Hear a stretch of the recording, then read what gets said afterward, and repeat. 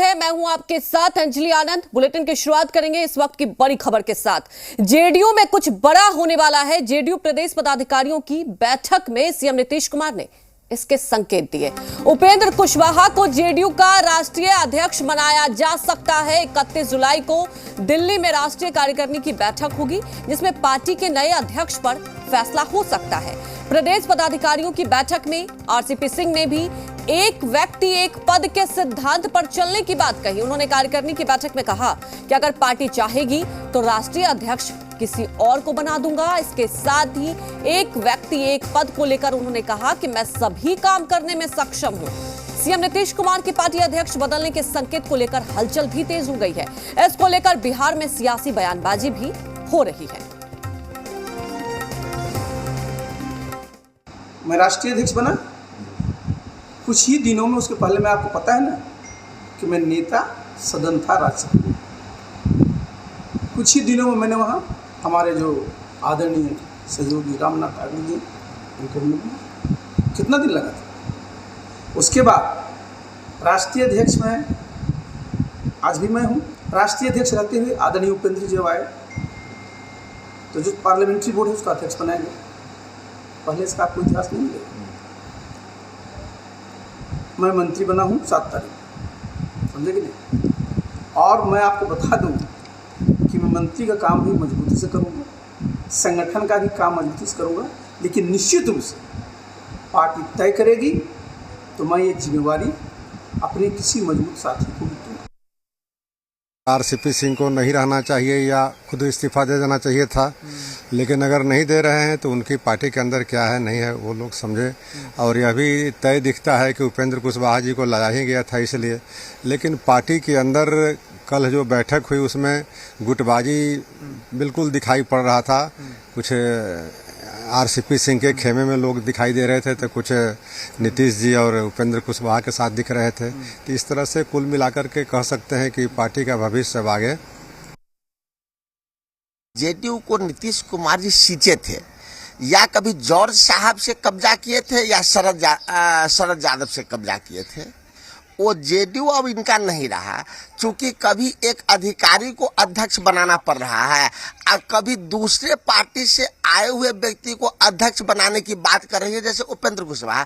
क्या इनके जेडीयू में इतने दिनों में एक भी ऐसा नेता ही नहीं निकाल पाए जिन पर इनका विश्वास हो, या इनको लगता है कि पुराने साथी कहीं आरसीपी की तरह भारतीय जनता पार्टी में तो नहीं चले जाएंगे।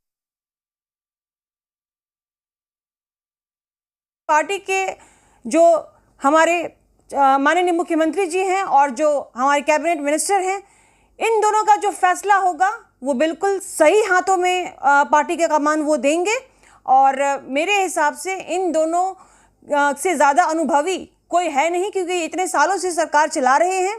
और ये जिनके भी हाथों में पार्टी के कमान को सौंपेंगे वो निश्चित रूप से पार्टी को मजबूत करने में काम आएंगे और संगठन को मजबूत करेंगे। और जेडीयू न्याय और विश्वास के साथ जिस तरह से चल रही है, आगे भी उसी तरीके से चलती रहेगी। हमारी पार्टी जनता दल यू कोई परिवार की प्राइवेट लिमिटेड कंपनी नहीं है।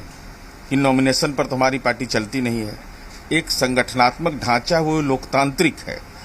जब बिहार में सामाजिक बदलाव की पटकथा हमने लिखी है तो लोकतांत्रिक तरीके से रखी है, तो जो भी निर्णय होता है वो पार्टी के संगठन।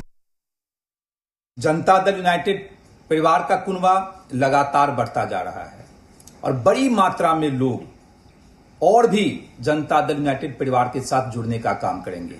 हम लोग के सम्मानीय नेता आदरणीय नीतीश कुमार जी हैं और आदरणीय नीतीश कुमार जी के बताए हुए रास्तों पे हम लोग चलने का काम कर रहे हैं और हम लोग की पूरी आस्था आदरणीय नीतीश कुमार जी में है।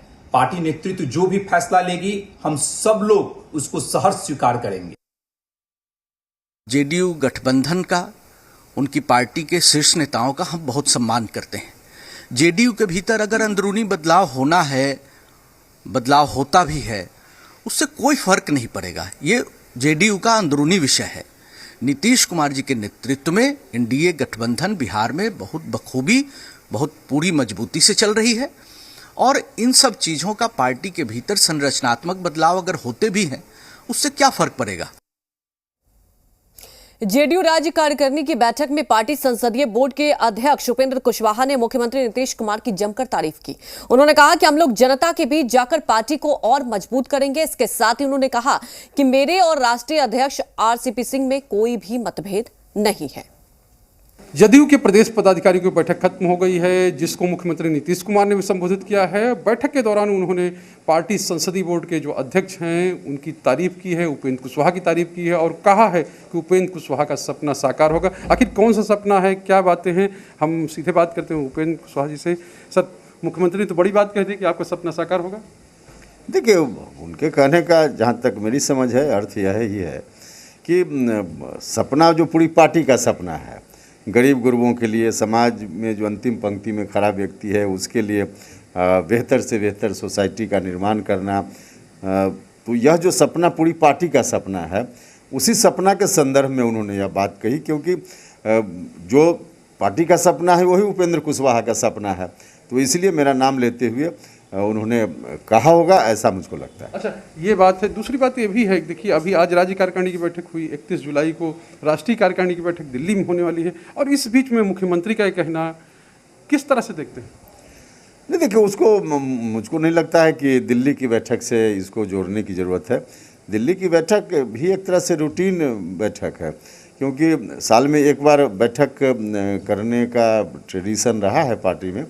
तो उस हिसाब से पिछले साल दिसंबर में बैठक हुई थी, कोरोना में अभी थोड़ी राहत है, तो दिल्ली में बैठक है, लगभग साल भर से 1-2 महीना कम है, तो बैठक हो रही है। कि बड़ी जिम्मेदारी है, सपना साकार होना, वो किस तरह से होता है ये तो आने वाले दिन में देखने को मिलेगा। लेकिन मुख्यमंत्री ने जो बात कही वो बड़ी बात है और विशेष ये है कि 31 जो जुलाई है उसको जदयू के राष्ट्रीय कार्यकारिणी की बैठक होनी है। उस बैठक में क्या फैसला होता है या कौन सी नई जिम्मेदारी उपेंद्र कुशवाहा जो पार्टी के संसदीय बोर्ड के चेयरमैन हैं उनको मिलती है, ये भी देखना दिलचस्प होगा। कैमरामैन सिंधु मनीष के साथ शैलेंद्र, जी मीडिया, पटना। तमाम जानकारी के साथ हमारे संवाददाता आशुतोष जुड़ चुके हैं पटना से लाइव। आशुतोष, देखिए जेडीयू में कुछ बड़ा होने वाला है, ये इसके कई बार संकेत मिल चुके हैं और अब नजर है 31 जुलाई की जब राष्ट्रीय कार्यकारिणी की बैठक होगी। आपको क्या लगता है, वाकई अब लव कुश की जो समीकरण है उसको फिर से साधने की कोशिश की जा रही? क्योंकि देखिए चुनाव हो गया, चुनाव के बाद ही आप देख रहे हैं कि जेडीयू पार्टी की अगर बात कर ले लगातार अपनी जमीनी तलाश और एक तरीके से आप कह सकते हैं कि और बढ़ाने की कोशिश की जा रही है और मजबूत करने की कोशिश की जा रही है, क्योंकि तीसरे नंबर पर आई थी पार्टी चुनाव के बाद।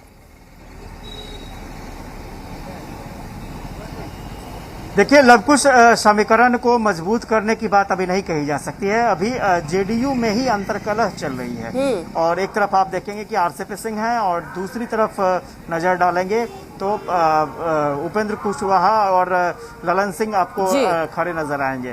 तो यहाँ पर ट्रायंगुलर तकरार दिख रहा है। इतना जरूर है कि ललन सिंह और उपेंद्र कुशवाहा ने हाथ मिला लिया है और आरसीपी सिंह अब इधर अलग है। ऐसे में नीतीश कुमार के सामने चुनौती अपने सभी वरिष्ठ नेताओं को एकजुट करने की है। आपने देखा होगा कि कल किस तरह से आरसीपी सिंह ने साफ तौर पर कहा कि एक व्यक्ति एक पद के हिसाब से अगर पार्टी जो फैसला लेगी वो फैसला स्वीकार करने के लिए तैयार है, लेकिन वो सक्षम है कि मंत्री पद भी वो संभाल सकते हैं और संगठन भी वो संभाल सकते हैं। तो ये आरसीपी सिंह का कहना था। लेकिन जो अंदर खाने बातचीत चल रही है, जो चर्चा है उसके मुताबिक जो राष्ट्रीय परिषद की जो बैठक होने वाली है उसमें कोई बड़ा फैसला हो सकता है। तो इसके लिए इंतजार करना पड़ेगा और नीतीश कुमार के लिए अभी सबसे बड़ी चुनौती जेडीयू में सब कुछ ठीक ठाक करने की है और समीकरण की बात बाद में आएगी।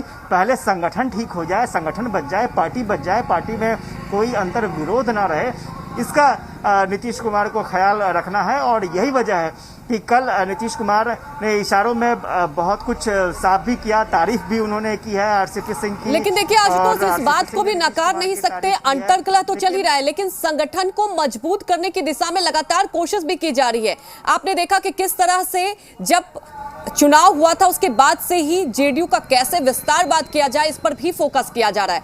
बिल्कुल 31 जुलाई पर हमारी नजर रहेगी। वहीं क्या आपको लगता है कि क्या बड़ी जिम्मेदारी मिल सकती है उपेंद्र कुशवाहा को? देखिए, स्वाभाविक तौर पर जब से विधानसभा चुनाव हुआ है, जेडीयू का परफॉर्मेंस खड़ा हुआ है, तब से नीतीश कुमार ये कोशिश कर रहे हैं कि कैसे जेडीयू का पुराना यानी 2005 के बाद का जो दौर था उसको वापस लाया जा सके। और यही वजह है कि उपेंद्र कुशवाहा को साथ में लाया गया और ये कोशिश की गई कि जो लवकुश समीकरण है उसको फिर से मजबूत किया जाए। और चूंकि आरसीपी सिंह का मामला सामने आ गया है, केंद्रीय मंत्रिमंडल विस्तार के बाद जेडीयू में जो कलह की बात सामने आ गई है, तो नीतीश कुमार के सामने उसको भी सलटाने की चुनौती है। और इसमें कोई दो राय नहीं है, जो चर्चाएं हो रही हैं उसके मुताबिक आरसीपी माफ कीजिएगा उपेंद्र कुशवाहा को पार्टी कोई बड़ी जिम्मेवारी दे सकती है, ये चर्चा हो रही है। लेकिन देखना दिलचस्प होगा, क्योंकि नीतीश कुमार के फैसले हमेशा चौंकाने वाले रहते हैं और अभी से कयास लगाना बिल्कुल ही गलत होगा, क्योंकि हो सकता है जी बिल्कुल आशुतोष, आपने अहम बात की कि देखिए कुछ भी फैसला हो सकता है और खास तौर पर अगर नीतीश कुमार की बात की जाए तो फैसला लेने से पहले तक किसी को पता नहीं चलता। हमारी निगाहें रहेंगी और आप भी इस खबर पर नजर बनाए रखिए। फिलहाल हमारे साथ जुड़ने के लिए आपका शुक्रिया।